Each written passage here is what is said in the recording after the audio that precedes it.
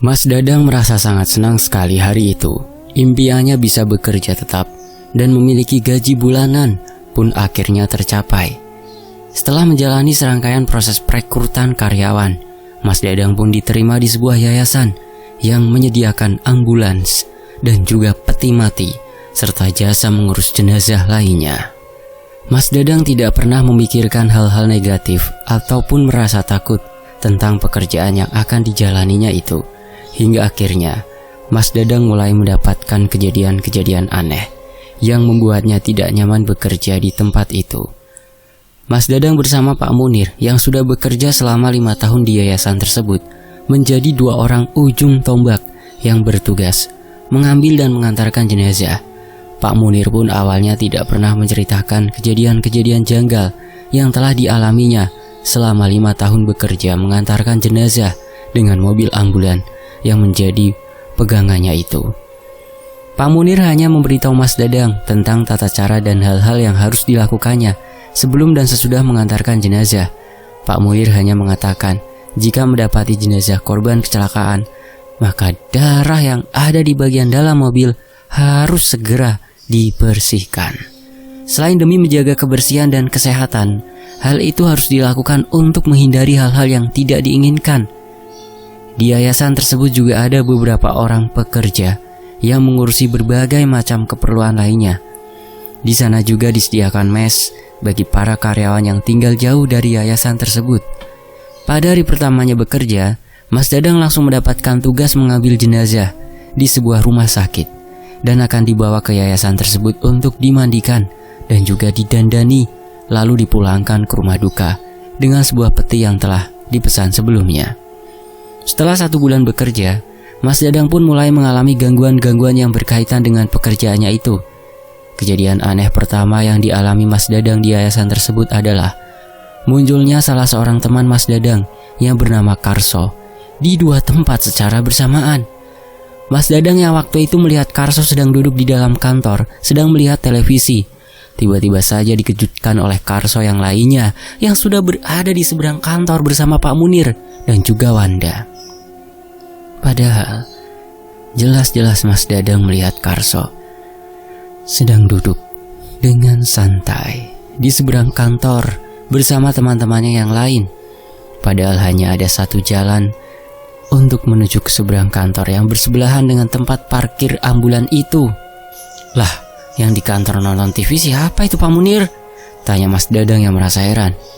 Di kantor kosong dan kagak ada orang, jawab Pak Munir sambil mengisap rokok kreteknya. Apaan? Orang baru aja ayah ngeliat Karso nonton TV kok, balas Mas Dadang yang merasa keheranan. Aku dari habis maghrib tadi nongkrong sama Pak Munir di sini, Dang. Itu yang kau lihat setan kali.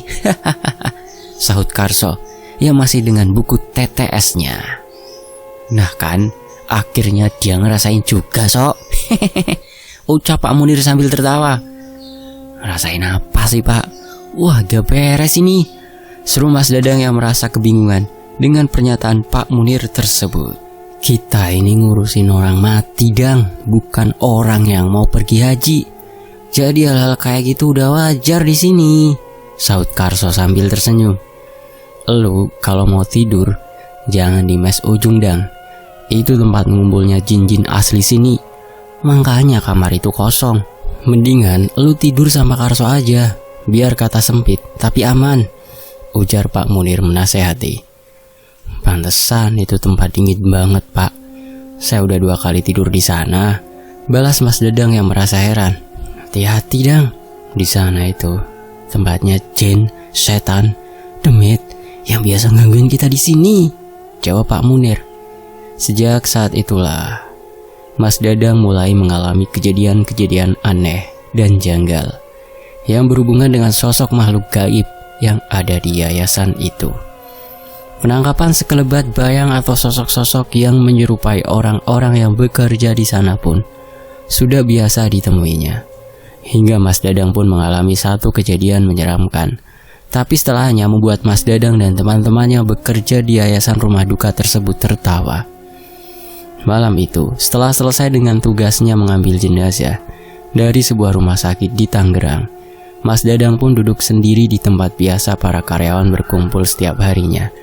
Dari kejauhan, Dadan mulai melihat asap putih yang dengan perlahan menebal, hingga akhirnya terlihat seperti kain putih yang berdiri mengambang.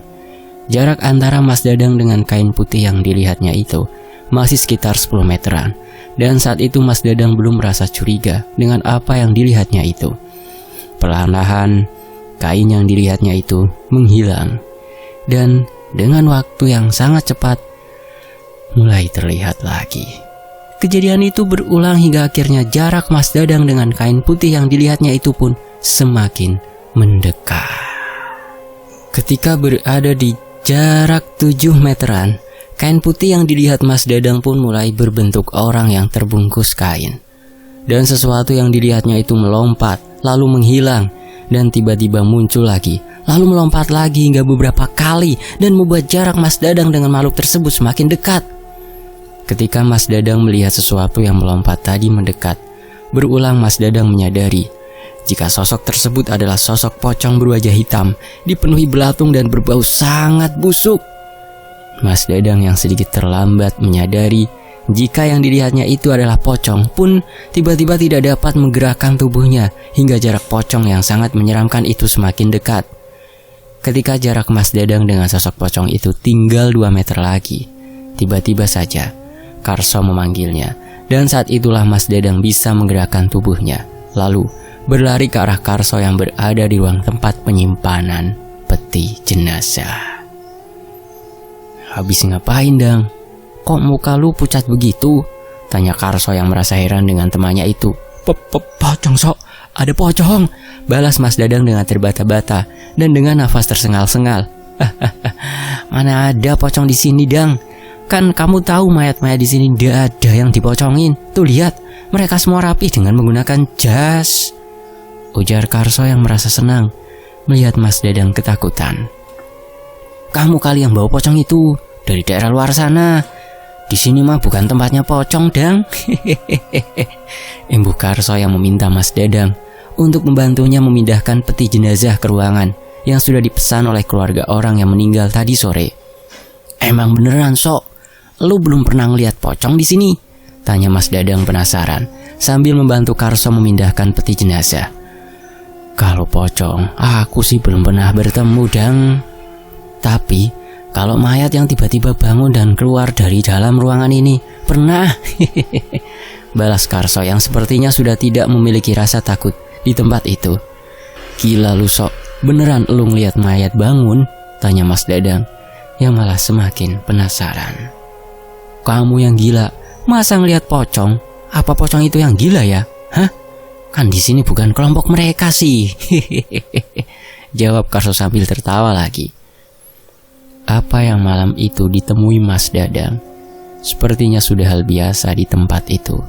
Bahkan Karso, Pak Munir, Bang Tigor, dan Mbak Dian serta Bu Ayu sudah sering melihat kejadian-kejadian janggal yang berkaitan dengan jenazah yang tinggal beberapa hari di yayasan rumah duka tersebut di setiap kamarnya. Ada 7 kamar di yayasan itu yang terkadang ramai dengan keluarga mendiang dan juga sangat sepi hingga beberapa hari belum ada yang mengunjungi jenazah di sana.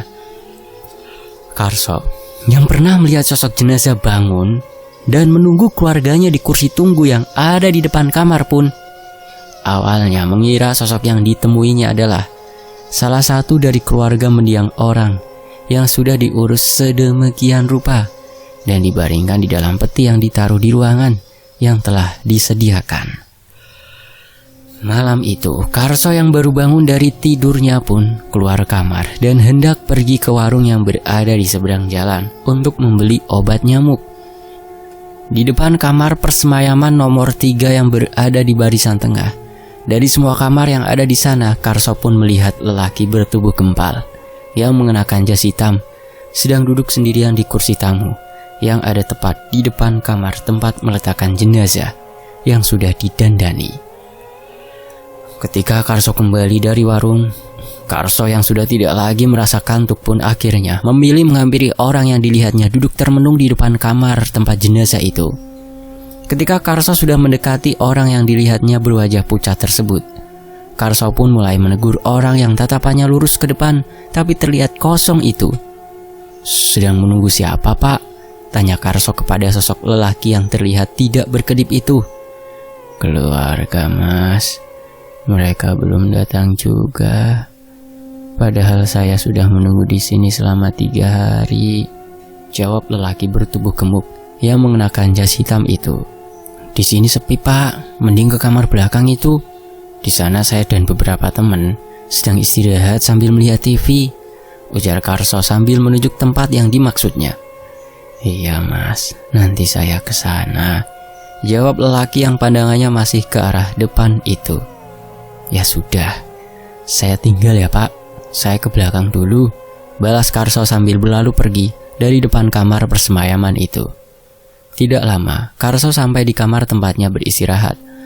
Pak Munir pun datang dan memanggil Karso. Pak Munir yang tinggal tidak jauh dari yayasan tersebut mengaku mendapatkan jadwal untuk mengantarkan jenazah yang berada di kamar nomor 3. Dan saat itu Karso pun dimintanya untuk menemani, karena Taufik yang biasa menemani Pak Munir belum kembali dari kampung halamannya.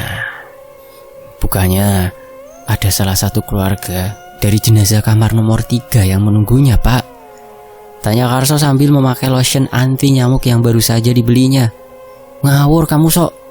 Keluarga jenazah rumahnya jauh, jadi mereka nggak ada yang kesini," jawab Pak Munir sambil mengisap rokok kreteknya dalam-dalam.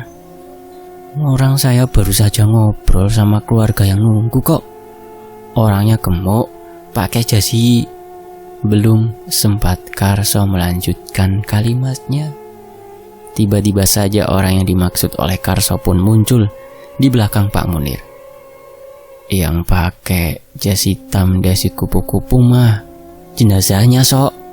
"Udah, ayo kita siap-siap," sahut Pak Munir yang membuat Karso terdiam. Bersama dengan itu, orang yang dilihatnya ada di belakang Pak Munir pun tiba-tiba saja menghilang. Karso yang masih penasaran pun segera menyusul Pak Munir yang sedang memanasi mesin mobil ambulansnya. Karso yang segera ingin mengetahui siapakah yang tadi ditemuinya pun langsung masuk ke kamar persemayaman nomor 3 dan sangat terkejut ketika yang ditemuinya tadi ternyata orang yang sudah meninggal dunia. Pantas saja dia bilang sedang menunggu keluarganya. Lah, orang keluarganya tidak ada yang kesini, gumam Karso dalam hatinya. Karso memang dikenal bukanlah seorang penakut di yayasan itu. Penampakan-penampakan sosok makhluk gaib yang sering berwujud seseorang dan diajaknya berbicara hingga ngopi pun sudah sering ditemuinya di sana. Tapi ada satu kejadian horor yang membuat Karso ketakutan dan bahkan membuat Karso kencing di celana saat itu. Malam itu adalah malam lebaran, di mana sebagian orang yang bekerja di yayasan tersebut mendapatkan jatah libur dan ada juga yang pulang ke kampung halamannya. Tapi tidak buat Karso, Pak Munir, dan Ibu Yati. 3 orang itu mendapatkan jatah berjaga di malam itu karena masih ada 2 jenazah yang berada di dalam kamar persemayaman. Sekitar pukul 9 malam, Pak Munir dan Bu Yati meminta izin kepada Karso untuk pulang dulu ke rumahnya dan akan kembali pukul 1 dini hari nanti. Sementara itu, Bu Yati akan dihubungi jika ada jenazah baru yang datang ke yayasan itu. Tinggallah Karso sendirian di yayasan rumah duka itu, karena Karso memang tidak memiliki keluarga di Jakarta dan dia baru mendapatkan jatah libur 1 minggu setelah lebaran. Karso yang merasa malam itu berbeda dari malam-malam sebelumnya pun mulai menutup semua pintu kamar persemayaman dan memilih untuk menonton TV di dalam kantor. Tapi baru sekitar 10 menit Karso berada di dalam kantor, Karso mendengar suara ribut dari sebuah ruang tempat menyimpan peti jenazah kosong. Karena khawatir ada orang yang datang, Karso pun perlahan-lahan pergi ke ruangan sebelah, yang semua lampu di ruangan itu sudah dimatikan. Dari luar ruangan tempat menyimpan peti jenazah itu, Karso mendengar 2 orang yang sedang berbincang. Padahal saat itu, ruangan sudah dikunci dari luar dan juga keadaan ruangan gelap gulita. "Saya mau yang ini saja," ucap suara yang terdengar serak dan berat dari dalam ruangan tersebut. "Iya, Itu juga bagus, jawab salah seorang dengan suara lirih. Karena semakin penasaran, Karso pun membuka pintu ruangan tempat menyimpan peti jenazah itu. Dan setelah pintu terbuka, Karso pun menyalakan semua lampu yang ada di dalam ruangan besar yang terlihat kosong, tidak ada seorang pun di dalamnya. Tapi ketika Karso sudah berada di tengah-tengah barisan peti jenazah, Karso pun dibuat sangat terkejut dan mulai ketakutan. Hal itu terjadi karena Karso melihat semua peti jenazah yang ada di dalam ruangan itu bergoyang dan menimbulkan suara berisik. Tidak hanya itu saja, 2 peti jenazah terlihat mengangkat ke arah atas dan mulai mengambang di atas lantai. Kejadian mistis yang baru dialami Karso pertama kali itulah yang membuat Karso ketakutan, hingga Karso pun kencing di celana dengan tubuh gemetar menyaksikan kejadian aneh yang menyeramkan itu. Ketika 2 peti sudah terlihat mengambang, lampu-lampu di dalam ruangan itu pun tiba-tiba mati dan kembali menyala dengan sendirinya. Karso yang berusaha sangat keras untuk pergi dari tempat itu pun merasakan kedua kakinya ada yang memegangnya, hingga dia sulit untuk bergerak. Dan setelah itu Karso melihat beberapa peti jenazah ikut melayang dan bergerak perlahan ke arahnya. Karso pun lalu berteriak dengan kencang, hingga akhirnya dia terjatuh, lalu berusaha bangkit dan berlari sekuat tenaga keluar dari dalam ruangan itu, layaknya film-film horor pada umumnya. Pintu ruangan yang tadinya terbuka lebar pun tiba-tiba saja menutup dengan sendirinya, dengan suara keras dan terkunci, hingga Karso pun terjebak di dalam ruangan itu. "Tolong! Tolong!" teriak Karso sambil terus memukul pintu ruangan yang terkunci itu.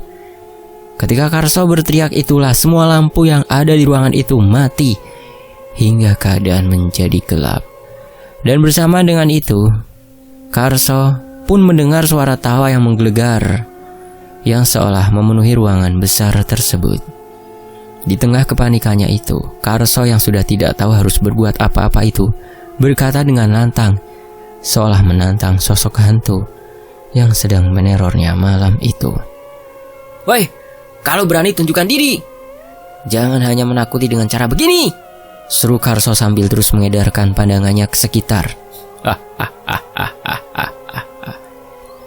Terdengar suara tawa menggelegar setelah Karso berucap tadi. Tidak lama kemudian semua lampu menyala dan semua peti jenazah pun turun dari tempatnya mengambang tadi, hingga suasana pun terasa sangat sunyi. Setelah beberapa saat merasa tenang, tiba-tiba saja indera penciuman Karso mencium aroma seperti singkong atau ubi yang dibakar.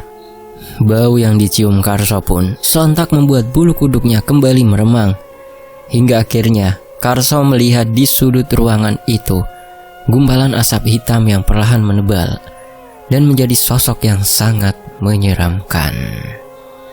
Sosok hitam yang berdiri mengambang itu terlihat bertubuh besar dengan bulu-bulu panjang yang menutupi seluruh tubuh makhluk tersebut. Matanya yang bulat sebesar kepalan tangan orang dewasa itu menatap tajam ke arah Karso, seolah ingin segera mencengkram tubuh Karso dengan kuku-kuku tajam yang ada di kedua tangan besar makhluk menyeramkan itu. Taring panjang dari sosok makhluk gaib yang terus meneteskan air liur itu pun seolah tidak sabar untuk mengoyak bagian tubuh Karso. Melihat penampakan makhluk gaib yang baru pertama kali dilihatnya itu, Karso pun berusaha keras membuka pintu yang ada di hadapannya untuk segera keluar dari ruangan itu. Dan usaha Karso pun membuahkan hasil. Ketika sosok yang sering disebut dengan genderuwo itu perlahan berjalan ke arah Karso tanpa menyentuh lantai, Karso pun berlari tak tentu arah sampai akhirnya dia melihat Pak Munir di depan pintu pagar yayasan tempatnya bekerja itu. Ibarat lepas dari mulut buaya dan masuk ke mulut harimau, Karso pun kembali dibuat ketakutan ketika sosok yang berwujud Pak Munir tiba-tiba saja menyeringai dengan wajah yang terlihat pucat, mulai mengeluarkan darah dari kedua matanya. Tidak hanya itu saja, sosok yang menyerupai Pak Munir pun langsung mencengkram tangan Karso hingga tubuh Karso menjadi kaku dan tidak dapat digerakkan. Karso yang sudah pasrah dengan dirinya itu tiba-tiba merasa lemah dan pandangannya pun menjadi gelap hingga akhirnya Karso pun kehilangan kesadarannya. Tubuh Karso pun ditemukan oleh Pak Munir yang kembali datang pada jam 1 malam. Sesuai apa yang telah dijanjikannya tadi, Pak Munir yang merasa heran karena melihat Karso yang terbaring tidak berdaya tepat di depan pintu pagar yayasan pun merasa khawatir dengan keadaan Karso.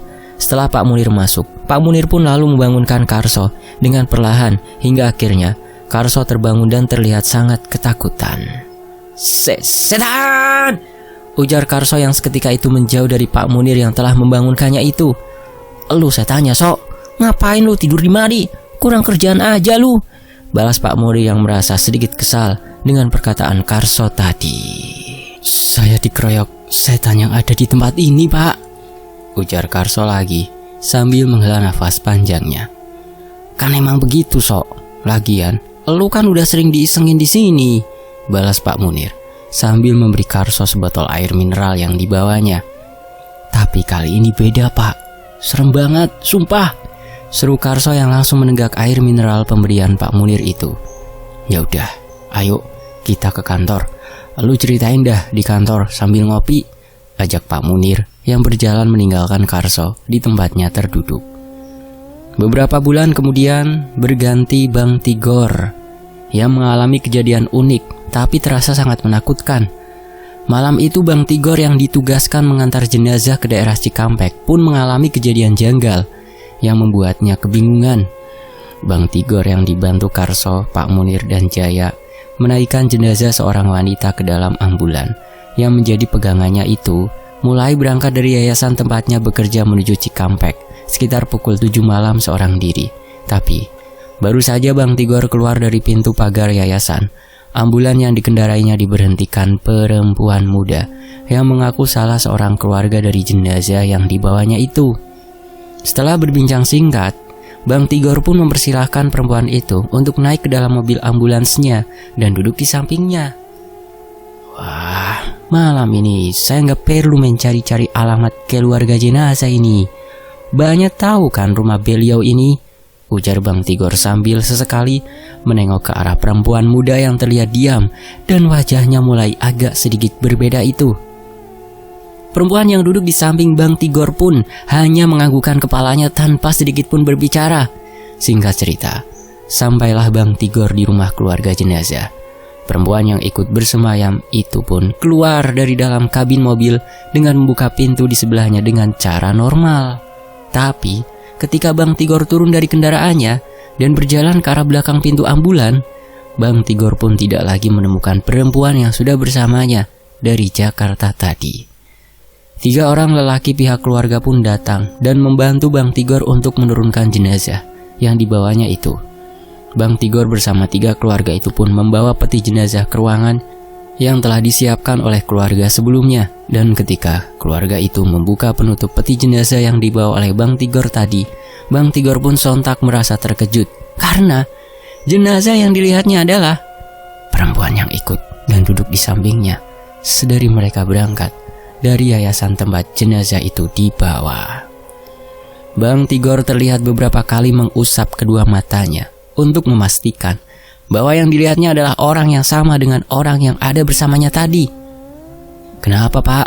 Tanya salah seorang keluarga yang merasa heran dengan apa yang dilakukan Bang Tigor itu. Enggak apa-apa, Pak. Saya tadi dari yayasan bersama perempuan yang mengaku keluarga dari jenazah yang saya bawa. Tapi setelah dia turun dari dalam ambulans, perempuan itu tidak terlihat lagi, jawab Bang Tigor sambil melangkah keluar dari dalam rumah keluarga tersebut. Bapaknya lelah mungkin, jadi berhalusinasi saja, jawab salah satu keluarga dari jenazah tersebut. Ketika kembali dari Cikampek menuju Jakarta, Bang Tigor merasa ada seseorang yang duduk di belakangnya. Dari kaca spion tengah, Bang Tigor melihat sosok perempuan yang mengenakan baju sama dengan perempuan yang tadi duduk di sampingnya itu.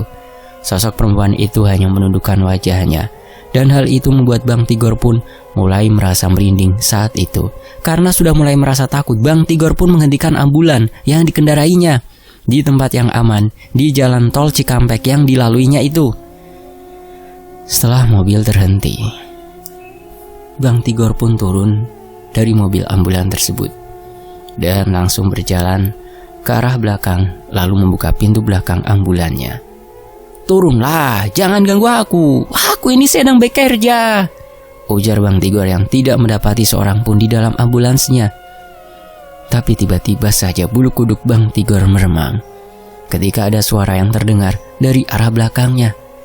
"Terima kasih Pak, sudah mengantarkan saya pulang," ujar suara yang ternyata adalah sosok perempuan yang jenazahnya baru saja diserahkan kepada keluarganya.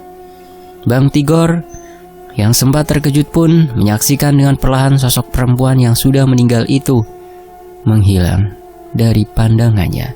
Dan setelah itu Bang Tigor pun kembali ke dalam mobilnya dan melanjutkan perjalanannya ke yayasan tempatnya bekerja. Kejadian-kejadian horor pun mulai mendatangi satu persatu orang-orang yang bekerja di sana. Bu Yati dan Mbak Ayu pun tidak luput dari kejadian aneh yang membuat bulu kuduk mereka merinding. Bu Yati yang biasanya mendandani jenazah pun pernah beberapa kali dibuat takut ketika jenazah yang sedang diurusnya tiba-tiba saja terbangun dari pembaringannya dan duduk dengan tatapan mata kosong. Kejadian yang jelas dialaminya itu sontak membuat Bu Yati terkejut dan segera memanggil rekannya yang bernama Mbak Ayu. Tapi sesampainya mereka berdua di dalam kamar tempat pengurusan jenazah itu, sosok yang dilihat Bu Yati tadi pun terlihat sudah kembali terbaring tapi dengan posisi berbeda. "Bu Yanti ngantuk kali Bu," ujar Mbak Ayu yang memeriksa jenazah tersebut.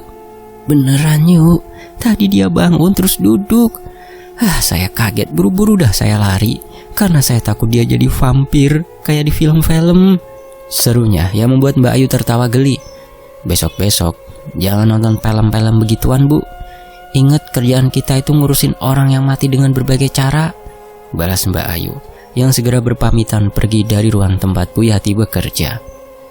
"Bedaknya yang rata ya Bu," ucap suara asing yang tiba-tiba didengar Bu Yati setelah Mbak Ayu pergi. "Iya tenang aja, pokoknya cakep dah," seru Bu Yati yang menggerutu seorang diri. "Lipstiknya mau pakai warna apa nih? Merah, kuning, apa hijau?" imbu Bu Yati yang keberaniannya mulai kembali.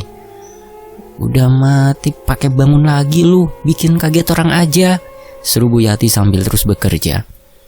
Sejak saat itu Bu Yati pun sudah terbiasa dengan kejadian-kejadian janggal yang ditemuinya di tempat dia bekerja, hingga pernah beberapa kali kejadian-kejadian janggal pun dialaminya ketika Bu Yati sedang tidak bekerja.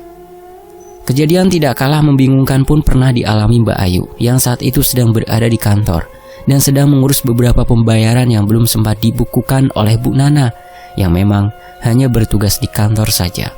Mbak Ayu yang sedang fokus dengan pekerjaannya itu, tiba-tiba saja dia didatangi pria bertubuh besar yang ingin memesan peti jenazah di yayasan tersebut. Mbak Ayu pun lalu membawa pria yang mendatanginya itu ke ruangan yang bagian depannya sudah diganti menggunakan kaca seperti showroom kendaraan pada umumnya. Mbak Ayu yang berpapasan dengan Karso pun terlihat berjalan sambil berbicara sendirian ke arah ruangan tempat menyimpan berbagai macam peti jenazah tersebut. Karena merasa curiga dengan sikap Mbak Ayu, Karso yang pernah mengalami kejadian menakutkan di ruangan tersebut pun segera menyusul Mbak Ayu yang terlihat sedang berbincang dengan seseorang saat itu. Menurut Mbak Ayu, orang yang sedang bersamanya itu terus bertanya tentang beberapa peti jenazah yang ada di hadapan mereka berdua. Tidak lupa, sosok pria yang bersama Mbak Ayu juga menanyakan harga dari beberapa peti yang ditunjukkannya itu. Tapi menurut Karso yang terus memantau keberadaan Mbak Ayu dari kejauhan, Mbak Ayu terlihat berbicara sendirian dan memang Mbak Ayu seperti sedang menerangkan tentang semua peti jenazah yang ada di hadapannya itu. Mbak, siang-siang ngobrol sendirian. Ayo ngopi aja di belakang," seru Karso yang membuat Mbak Ayu menoleh ke arahnya sambil tersenyum. Tapi senyum Mbak Ayu pun seketika berubah ketika sosok pria yang tadi bersamanya tiba-tiba menghilang. Mbak Ayu pun mengedarkan pandangannya ke sekitar mencari sosok pria yang tadi bersamanya itu. "Kenapa Mbak? Udah pergi ya orangnya?" Ledek Karso yang mulai berjalan menghampiri Mbak Ayu. "Kamu gak lihat orang yang sama aku tadi, Sok?" tanya Mbak Ayu yang sedang merasa kebingungan. Bagaimana tidak, hanya dalam hitungan detik sosok pria yang tadi bersamanya itu tiba-tiba saja menghilang. Orang yang mana? Mbak Ayu itu dari tadi sendirian berjalan ke sini. Selain jalan sendiri, Mbak Ayu juga ngomong sendiri. Udah gila ya Mbak, seru Karso yang sontak membuat wajah Mbak Ayu memerah kesal. Kamu yang edan sok, jawab Mbak Ayu kesal sambil berlalu pergi dari dalam ruangan tempat memajang berbagai macam peti jenazah itu. Beberapa jam kemudian, Pak Munir pun datang dengan membawa jenazah baru. Karena hari itu Bu Yati mendapatkan jatah libur, maka Mbak Ayu pun menggantikan posisi Bu Yati untuk mengurus jenazah yang baru datang tersebut.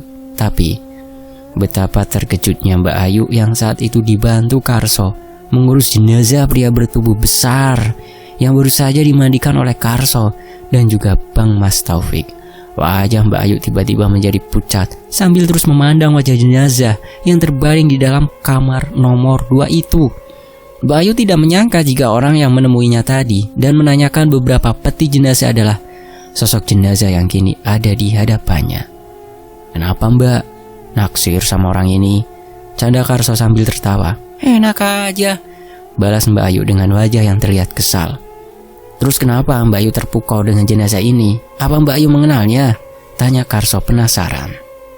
Percaya nggak percaya, jenazah ini yang tadi aku temui di kantor dan meminta aku untuk menunjukkan model-model peti jenazah yang ada di ruangan tadi. Seru Mbak Ayu yang merasa sangat bingung dengan kejadian yang baru saja dialaminya itu. Benar kan tadi itu? Aku lihat Mbak Ayu berjalan dari kantor ke ruang peti sambil berbicara sendiri. Jadi yang Mbak Ayu temui tadi bukanlah manusia, mungkin saja arwah orang ini, balas Karso menjelaskan. Baru ini aku mengalami kejadian aneh sok, ucap Mbak Ayu sambil menggelengkan kepalanya. Ya nanti juga akan ada kejadian-kejadian mengerikan lainnya yang akan Mbak Ayu alami. Hehehe, canda Karso sambil tertawa senang. Sembarangan saja kamu ini kalau ngomong sok, balas Mbak Ayu sambil menoyor kepala Karso. Mas Dadang yang saat itu sudah bekerja selama 3 bulan di yayasan tersebut pun mulai mengalami kejadian-kejadian janggal lainnya yang terasa sangat mengerikan. Malam itu Mas Dadang yang sedang tidur di kamar yang biasa digunakan Karso tidur pun mengalami kejadian mengerikan. Mas Dadang yang sedang tertidur pulas pun tiba-tiba dikejutkan oleh sosok Karso yang tiba-tiba saja menyekapnya dari belakang. Tidak hanya itu, orang yang dilihatnya adalah Karso pun mulai mencekik leher Mas Dadang dan lidahnya terlihat mulai menjulur ke bawah lalu perlahan menjilati wajah Mas Dadang. Mas Dadang yang merasa takut pun mencoba berontak dari dekapan sosok Karso yang perlahan berubah menjadi sosok berbulu dan tubuhnya semakin membesar dengan taring panjang yang siap untuk mengoyak tubuhnya. Mas Dadang yang sudah berada di puncak ketakutannya pun menjerit sekuat tenaga hingga akhirnya dia terbangun dengan wajah basah dan berbau sangatlah amis. Karso yang mendengar suara jeritan Mas Dadang pun segera berlari ke arah kamar tempat Mas Dadang tertidur. Hingga akhirnya Karso pun melihat sosok genderuwo yang dulu pernah dilihatnya masih berdiri di belakang tubuh Mas Dadang yang terduduk sambil mengeringkan wajahnya dengan kaos yang digunakannya. Mas Dadang yang melihat kedatangan Karso pun seolah merasa tenang. Tapi tidak lama kemudian, Karso pun berlari dari tempatnya berdiri dan membuat Mas Dadang merasa kebingungan. Mas Dadang pun mulai bangkit berdiri dari tempat duduknya dan betapa terkejutnya Mas Dadang ketika pundaknya ditepuk sebuah tangan besar berbulu dan berkuku tajam itu. Mas Dadang yang menyadari akan kehadiran sosok makhluk gaib berbahaya itu pun berniat untuk pergi dari tempatnya berada. Tapi ketika Mas Dadang ingin berlari, tubuhnya terasa kaku, tidak dapat digerakkan dan tangan berbulu yang lainnya pun memegang bagian pundak Mas Dadang yang satunya lagi. Tubuh Mas Dadang pun mulai gemetar ketakutan dan teriakan yang keluar dari mulut Mas Dadang pun seolah tidak ada yang mendengarnya. Padahal di kantor dan tempat parkir ambulan ada beberapa orang di sana, tapi anehnya tidak ada satupun yang mendengar suara Mas Dadang. Beruntungnya Karso kembali datang bersama Pak Munir yang menjadi karyawan paling senior di sana. Pak Munir yang juga melihat sosok makhluk bertubuh besar dan berbulu hitam itu pun segera berteriak hingga membuat sosok makhluk gaib tersebut langsung pergi. dan hanya meninggalkan kepulan asap hitam serta aroma singkong bakar yang sangat menyengat. "Untung aja kamu gak ditelan genderuwo tadi, Dang," ujar Karso yang mulai membantu Mas Dadang berdiri. "Sialan lu, Sok, orang lagi ketakutan begini masih aja dibecandain," balas Mas Dadang kesal. "Minum dulu nih, Dang, udah itu makhluk gak bakalan datang lagi," ujar Munir sambil memberikan botol air mineral yang telah diberinya doa-doa itu.